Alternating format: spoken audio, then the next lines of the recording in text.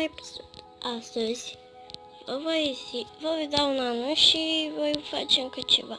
Deci, skin-ul acesta, care cred că vă place deja, este Starport. Skin-ul ăsta îl pun mai pe servere, cum ar fi de Blockman, multiplayer și de Monster. Iar mai am un skin pe Minecraft normal. Ăla o să port un skin mai marfă, cred că decât ăsta.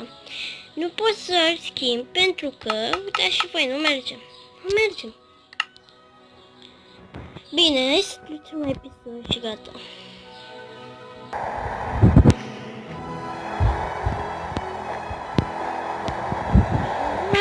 Pare este chestia asta.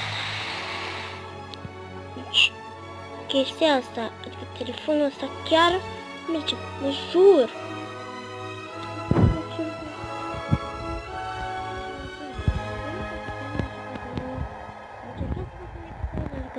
Mergea pe versiunea.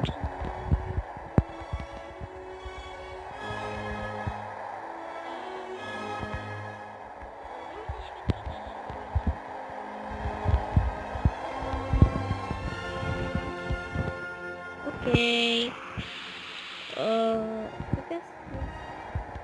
Sunt așa. Sau? E bine.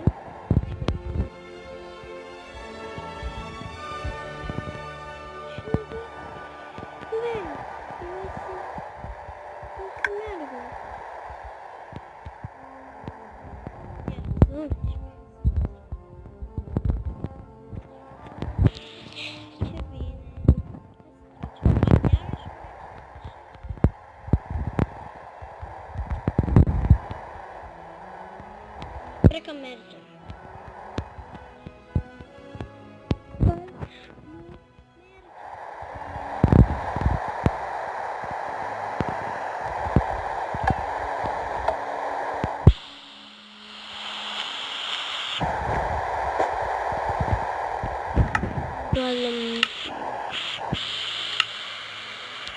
Ce ne fac? De ce nu? Acum. Mi-a de mult aici. Cum fac să se facă? Treabă. Nu pare așa. Ce-o fac? Că nu merge. Și-am făcut episodul ăsta. No, cred că voi face episodul cu altceva, dar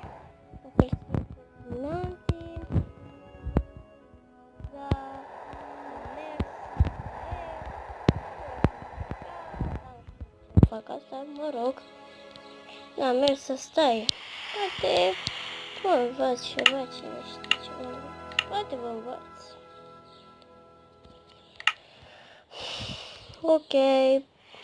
Nu știu ce să vă fac, nu mă gândesc puțin. Fraților, da, cam atât a fost episodul. Voi face episod de vlog. Vă promit. Ok. Și vreau să vă învăț încă ceva, dar vă învăț în alt episod, nu mai are rost. Și pa, pa. Și vă învăț cum să vă luați cape festiv sau așa ceva. Ok. Pa, pa. Ne vedem altă dată, adică cum vin.